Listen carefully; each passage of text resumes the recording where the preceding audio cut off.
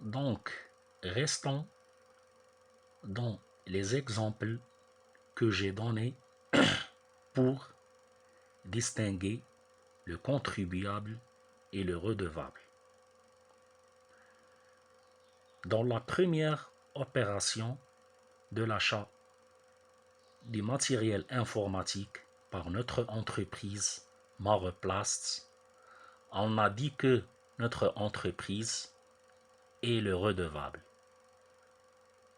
parce que c'est elle qui va payer effectivement la TVA.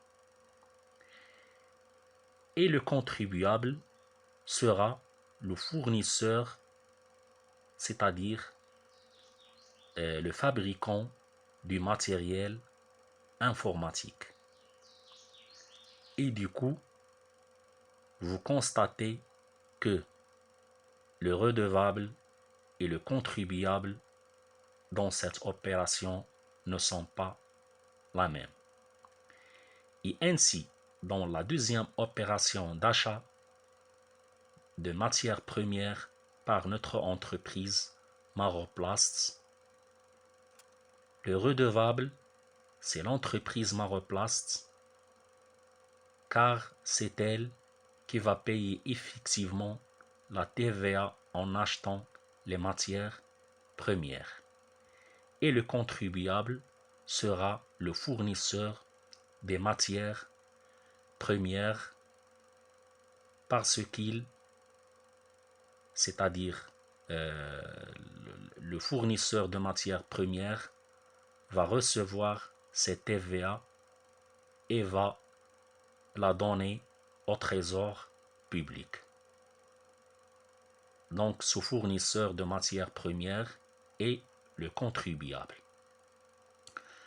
Donc, on a vu dans ces deux opérations que le contribuable et le redevable ne sont pas la même personne. C'est pourquoi on appelle la TVA un impôt indirect. Revenons maintenant à la définition de l'impôt indirect. Donc, la définition nous dit que un impôt est dit indirect lorsque la personne qui paye l'impôt au trésor public n'est pas celle qui en supporte réellement le coût. Qui supporte réellement le coût, c'est le redevable. Et la personne qui reçoit cet impôt et le donne au trésor public, on l'appelle contribuable. Et puisque, je répète encore une deuxième fois, et puisque le redevable et le contribuable ne sont pas la même, on l'appelle impôt indirect.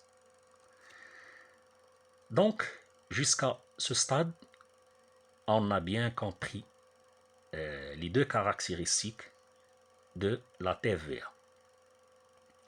La première caractéristique, on a vu la distinction entre les biens et les services, car la TVA frappe les biens et les services à la fois. La deuxième caractéristique qu'on a vue, c'est que la TVA est un impôt indirect. On a fait la distinction entre le contribuable et le redevable pour comprendre qu'est-ce que ça veut dire l'impôt indirect. Et la troisième caractéristique, c'est que cette TVA est payée par des consommateurs. Donc, continuons dans la même indéfinition.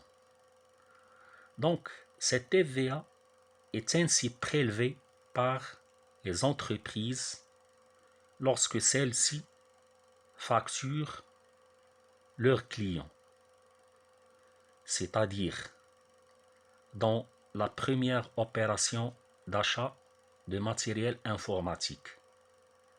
Donc, c'est le fournisseur du matériel informatique qui va facturer cette TVA pour que l'entreprise Maroplast donne cette TVA. Mais cette TVA se présente en deux types. Il y a la TVA facturée, on l'appelle aussi collectée, et il y a la TVA récupérable sur la valeur ajoutée. Et cette TVA récupérable se divise en deux. Il y a la TVA récupérable sur les immobilisations et la TVA récupérable sur les charges. Et après, on va voir ces types de TVA. Donc, je peux dès maintenant dire un point que ces TVA sont les mêmes, mais c'est la nomination qui permet de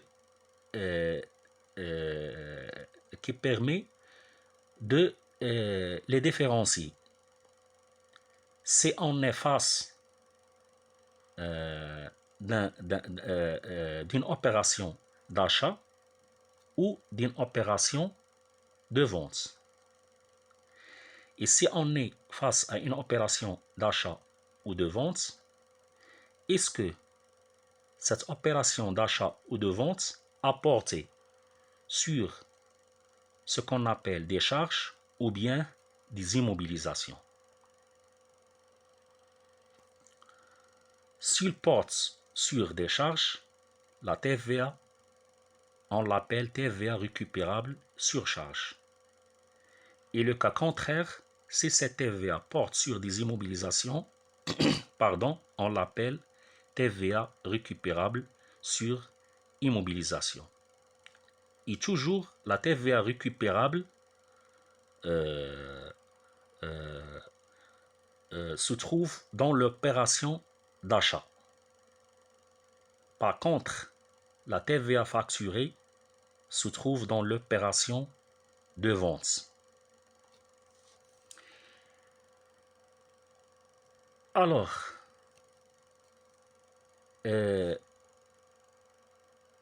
un autre point essentiel, c'est que les exercices donnés au droit toujours traitent le cas d'une entreprise.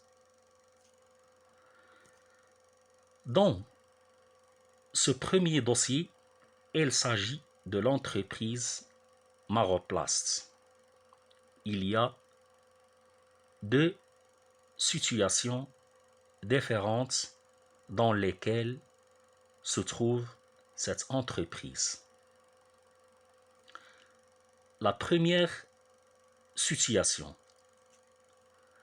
Dans la première situation, l'entreprise Maroplast a fait des achats tels que la matière première, l'acquisition d'immobilisation, les immobilisations que l'entreprise a acquises sont le matériel informatique et le véhicule de tourisme. Et l'entreprise peut faire autre achat qui génère autre charge. Donc, ces informations que je viens de dire se trouvent dans le tableau donné au premier dossier. Dans cette situation, notre entreprise a payé ses achats, par exemple, en achetant le matériel informatique. L'entreprise a payé plus que 20 000 dirhams, car ce montant étant acheté, c'est-à-dire hors taxe.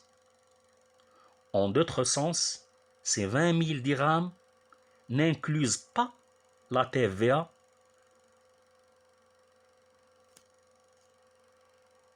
et cette TVA s'appelle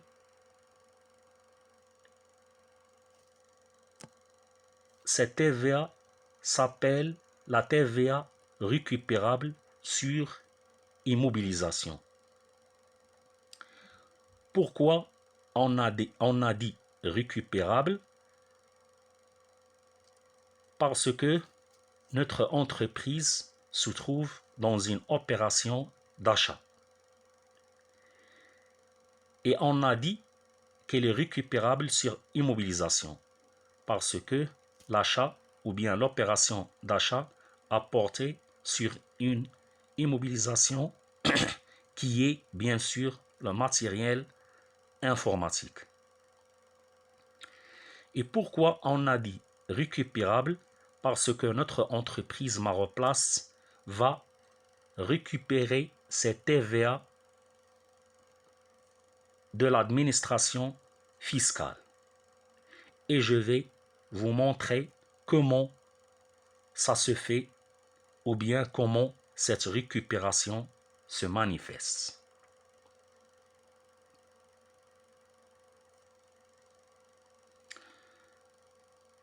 Donc, le prix de ce matériel informatique vaut 20 000 dirhams. Ces 20 000 dirhams sont en acheté, c'est-à-dire en hors taxe. Donc, les 20 000 dirhams en vert, que vous voyez en vert, sont le prix des matériels informatiques en hors taxe. Donc, on doit ajouter un montant qui vaut 20 000 dirhams fois 0,2. 0,2, pardon. 0,2, ce n'est que le taux de la TVA, qui est 20%. Elle est donnée dans la partie information complémentaire au-dessous du tableau se trouvant dans le premier dossier.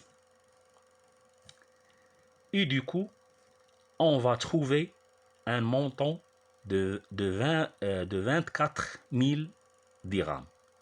Donc 24 000 dirhams, c'est le prix du matériel informatique en TTC, c'est-à-dire toutes taxes comprises.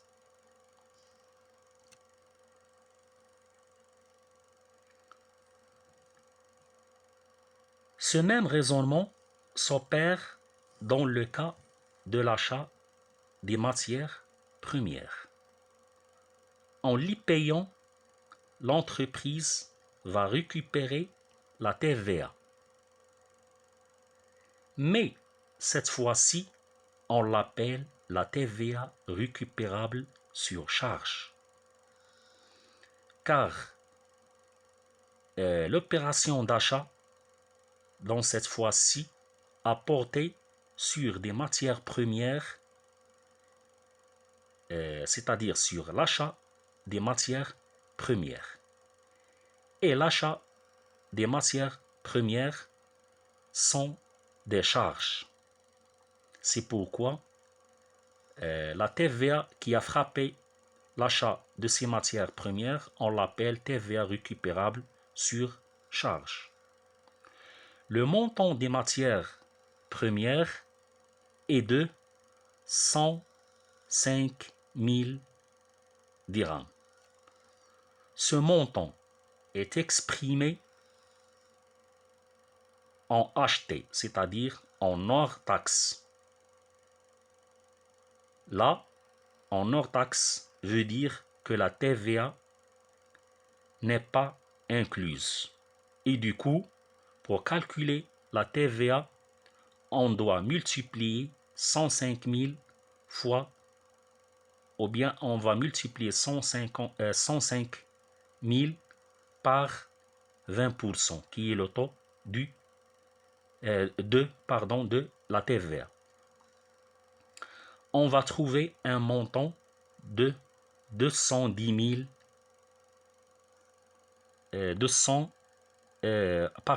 on va trouver un montant de la TVA qui vaut 21 000 dirhams.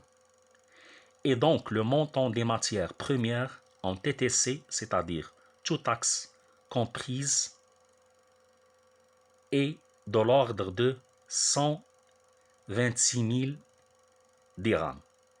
Ces 126 000 dirhams, on les a obtenus en ajoutant 105 000 qui est le prix des matières premières en hors taxe à 21 000 qui est la valeur de la TVA, ce qui va nous donner 126 000 dirhams. Juste un astuce qu'il faut le préciser, c'est que ce montant en TTC qui est 126 000, on peut le calculer d'une autre manière, tout simplement en multipliant 105 000 par 1,2, ce qui va nous donner le même montant qui est 126 000 dirhams. Et c'est le montant TTC des matières premières. La deuxième situation, l'entreprise Maroplast a fait des ventes. Donc, on a vu dans la première situation que l'entreprise Maroplast a fait des achats. Là, dans cette deuxième situation, l'entreprise Maroplast a fait des ventes. Donc, dans la première ligne des tableaux,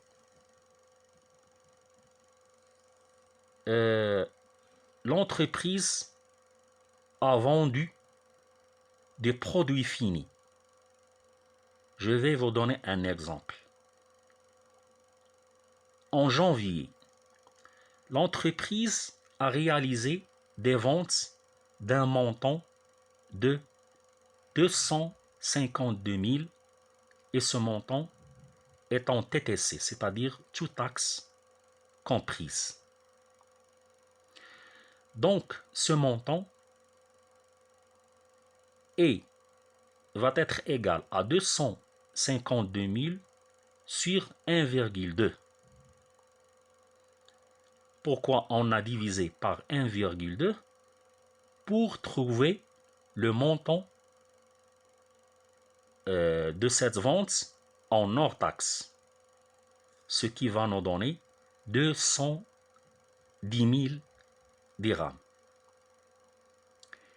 Et ces 210 000 dirhams, on va la multiplier par le taux de la TVA qui est 20% ou bien 0,2, ce qui va nous donner 42 000. Donc, et 210 000 plus 42 000, ce n'est que les 252 000. Et du coup, les 210 000 sont les ventes en acheté, c'est-à-dire en hors taxe que l'entreprise a réalisé. Et les 42 000 sont la TVA. Mais dans ce cas, cette TVA est appelée la TVA facturée ou collectée. C'est-à-dire, l'entreprise l'a collectée en vendant ses produits finis et elle va les donner au trésor public après la récupération de la TVA récupérable sur charge et sur immobilisation qui se sont manifestées lors des opérations des achats dans la première situation. En effet, il y a ce qu'on appelle la TVA due. Qu'est-ce que ça veut dire, la TVA due? La TVA due se calcule en fonction des TVA qu'on a vus. La TVA due, c'est la TVA à payer au trésor public par cette entreprise qui a fait des achats et des ventes. Donc, je vais vous donner la règle de cette TVA. Donc, on va voir que cette TVA se calcule de deux manières. Soit par mois ou bien par trimestre. Mais la formule reste la même. Donc TVA due égale à TVA facturée, cette formule reste valable pour un paiement de la TVA par mois. Donc, la TVA due d'un mois X va être égale à la TVA du mois X-1, c'est-à-dire le mois qui précède le mois X, moins la TVA récupérable sur immobilisation du mois X-1, moins la TVA récupérable sur charge du mois X-1, moins le crédit d'impôt. On va voir qu'est-ce que ça veut dire le crédit d'impôt après. Donc, pour le cas du paiement de la TVA par trimestre, la même formule reste valable, mais on va remplacer le mois X par le trimestre X dont les composants ou bien les composantes de cette formule.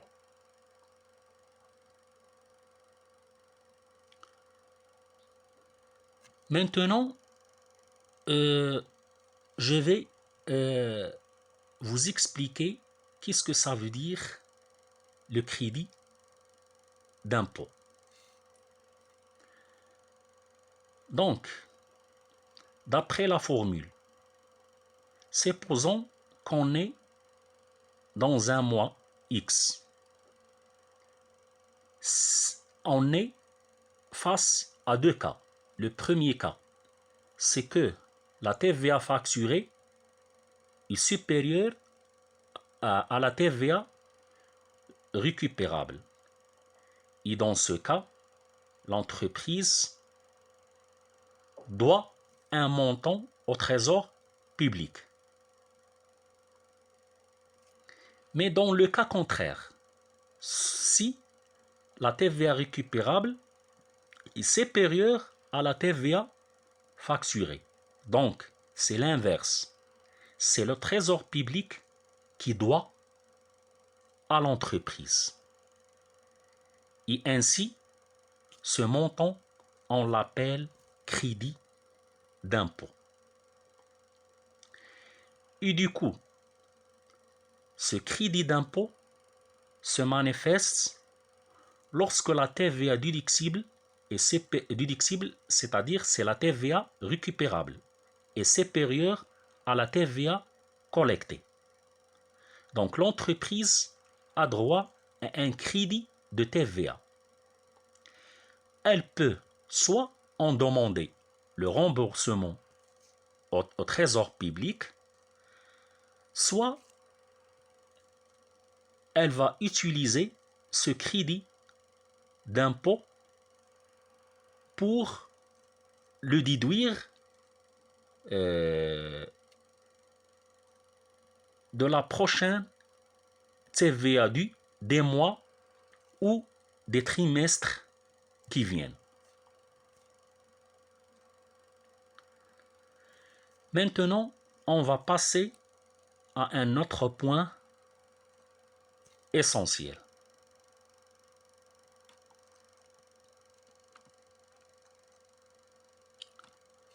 Auquel le candidat doit faire attention. C'est qu'il est tenu de lire en premier lieu l'extrait du Code général des impôts. Cet extrait se trouve au-dessous du tableau, dans le premier dossier. Là, il y a deux articles. L'article 106, son intitulé est « Opération exclue du droit à déduction », c'est-à-dire, dans ces opérations, le contribuable n'a pas le droit de récupérer la TVA. La clause 3, dans grand 1, nous dit que le véhicule de transport des personnes, nous dit que les véhicules de transport des personnes, à l'exclusion de ceux utilisés pour les besoins des transports publics ou des transports collectifs des personnels, des entreprises.